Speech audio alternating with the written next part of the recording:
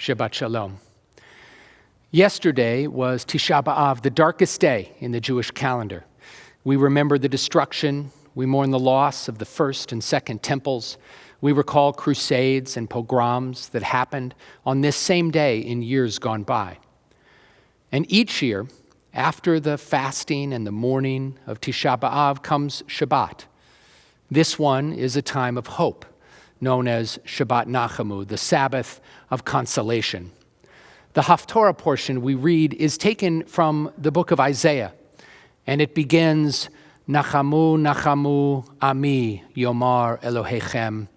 Comfort, O comfort my people, says your God. The message is particularly apt for this moment, this Tisha B'Av and Shabbat Nachamu in time of global pandemic, a time that includes so much loss, so much destruction. Over 150,000 American lives, 650,000 deaths worldwide, economies in tatters, unemployment on the rise, people on the verge of losing their homes. Add to this pain the anger and outrage we feel about racial injustice here in America and around the world, unrest in our cities, and genuine fear about our government's response. Anti-Semitism that troubles us deeply, but is ignored by so many others. So much sadness, so much destruction. Extraordinarily and beautifully, the prophet Isaiah, writing more than 2,500 years ago, suggests that in moments like these, God wants us to be comforted. God wants us to hold on to hope and to believe in the possibility of repair, of renewal. God, teaches Isaiah, wants us in the face of the loss, in the face of destruction, to be unafraid, exhorting the people, do not fear.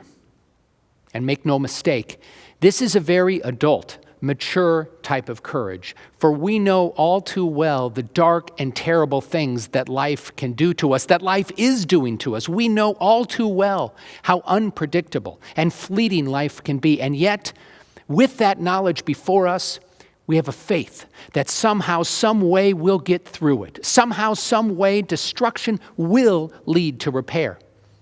It's a powerful and important lesson for these dark days. Even as we acknowledge with open eyes the magnitude of the destruction, we hold on to hope. We remember the loss year after year. And then, come Shabbat, we remind ourselves that we will get through this, as generations of our ancestors before us have.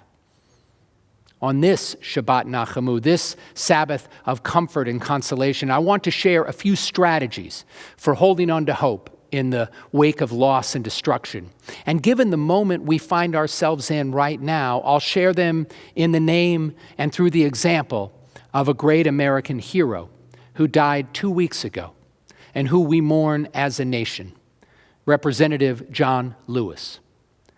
Lewis was an extraordinary civil rights leader and public servant. He was among the original 13 freedom riders who challenged segregated interstate travel in the South in 1961. He was a founder of the Student Nonviolent Coordinating Committee, which started the lunch counter sit-ins. He helped organize the 1963 March on Washington and was the last surviving speaker from that historic moment. Because of his leadership, because he held on to hope, restrooms and hotels, restaurants, parks, and pools were ultimately desegregated in the South.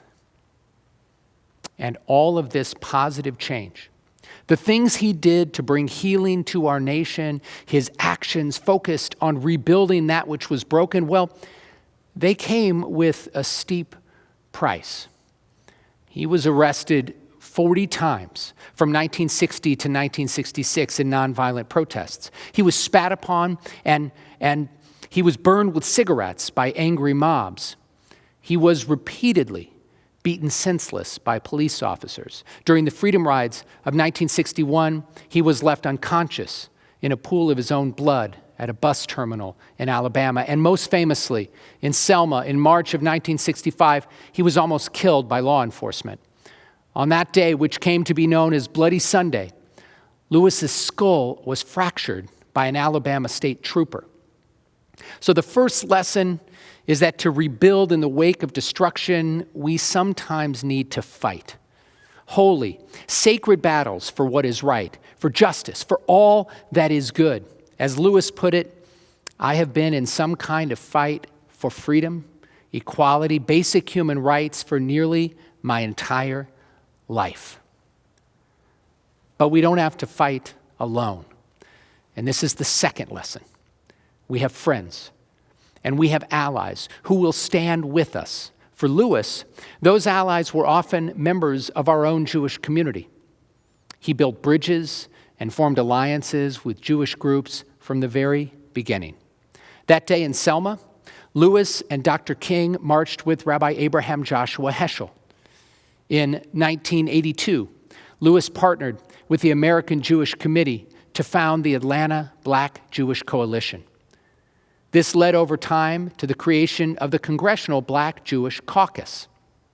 In 1987, Lewis joined in the protests to free Soviet Jewry, and I want you to now hear the words he spoke at a rally in Washington that same year. I stand here not so much as a member of Congress, but I stand here as a human being. For almost 25 years ago, I participated in a march here for jobs and freedom. Hundreds and thousands members of the Jewish community marched with us then. I think it's fitting for me to be here with you today. Our message, the message of the Black community is one that is very simple. We are saying to President Reagan, Mr. President, tell Mr. Gorbachev to open the doors, open the gates, and let the people out. I said that as long as one Jew is denied the right to immigrate, as long as one Jew is denied the right to be Jewish in the Soviet Union, we all are Jews in the Soviet Union. He stood with his friends throughout his career, even when it was difficult and costly politically. In 1995, Representative Lewis publicly rebuked Louis Farrakhan for his anti-Semitic vitriol. And while sometimes critical of specific Israeli government policies and actions, he remained a loyal friend of Israel throughout his career. And Israeli officials joined leaders from around the world mourning Lewis this week. Danny Dayan, the outgoing Consul General of Israel in New York, wrote, "The U.S. lost a hero. Israel lost a friend." The final lesson, never, ever give up. Lewis could have quit any number of times for understandable reasons. One skull fracture would be enough for most of us. A few nights in jail for a cause you believe in, dayenu. How many setbacks, how many years of toil would be enough to convince most of us to change focus, to shift gears, to quietly give up? But John Lewis never did.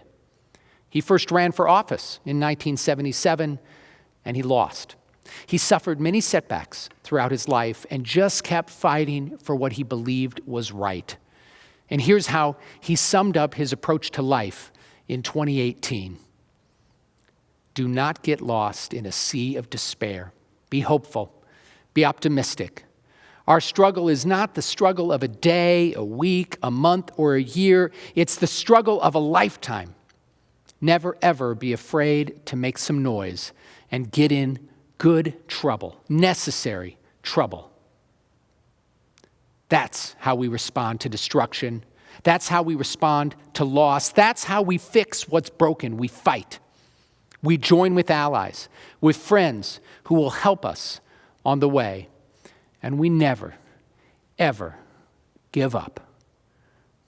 There is rebuilding to do. There is much in need of repair.